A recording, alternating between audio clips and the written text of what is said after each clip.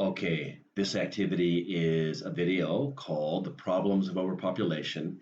And as you're familiar, I have not yet figured out how to play a video while recording. So you're going to have to pause the video, go to YouTube, enter that title, or click the link and watch the video. However, before you do that, I'd like you to consider these questions, these guiding questions. All right, what are some consequences of overpopulation? What are some social issues of overpopulation? What are some environmental issues of overpopulation? Why is overconsumption a problem? Overpopulation, overconsumption, using too much stuff. And what are some solutions to overpopulation? So watch the video with those questions in mind, and then you're going to I'm going to invite you to go to Flipgrid.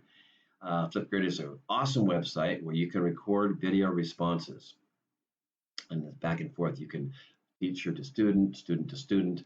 So you go to www.flipgrid.com and enter the code, which is Burton 4280, and the prompts, there will be instructions of how to record a response. You can again use these questions, use one, use them all, or use none of them. Record your response on something else that occurred to you about the video.